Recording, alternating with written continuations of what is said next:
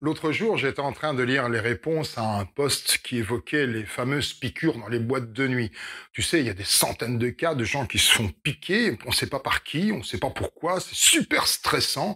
Et les réponses à ce post étaient très émotionnelles. Mon Dieu, quelle horreur, qu'est-ce qui se passe, que fait le gouvernement? Et parmi les réponses, il y en a une qui était particulièrement savoureuse. C'est une nana qui disait ouais, ces piqûres, c'est sûrement pour nous inciter à faire picouser nos enfants. Sous-entendu, le vaccin du Covid. Donc, la nana, sa logique, c'était qu'il y avait le gouvernement ou je ne sais quelle société secrète ou obscure qui fait piquer les gens au hasard dans les boîtes de nuit pour inciter les parents à faire vacciner leurs enfants. Me demande pas la logique, je ne sais pas, je la connais pas. Parce que des complotistes perchés, il y en a. Ah, il y en a beaucoup même. Hein. Il faudrait même presque un terme pour les rassembler. On pourrait les appeler des comperchés ou des complerchés. Mais ce qui m'a interloqué, c'est qu'il y a quelqu'un qui a répondu à cette réponse. Un certain, je ne sais plus comment il s'appelait, Jean Dupont, qui dit «Bonjour, peut-on faire connaissance?»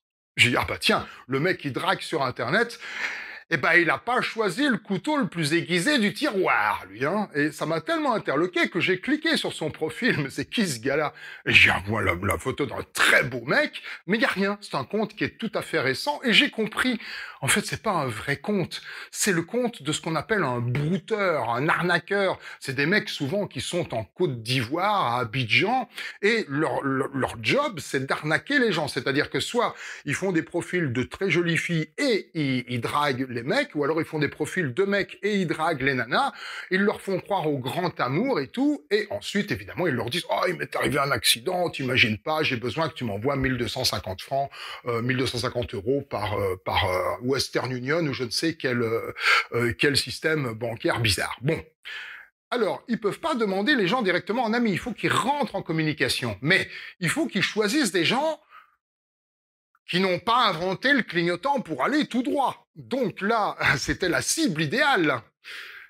Ce que je veux dire par là, c'est que si toi-même, tu sais que tu es un peu naïf et bête, pardon de te le dire comme ça, et que tu en es conscient, ce qui fait que si tu en es conscient, tu n'es pas si naïf et bête que ça, mais admettons, eh ben ne poste pas des machins comme ça, parce que déjà, tu passes pour un con, pardon, mais en plus et surtout, tu es la cible idéale pour ces mineurs de cons.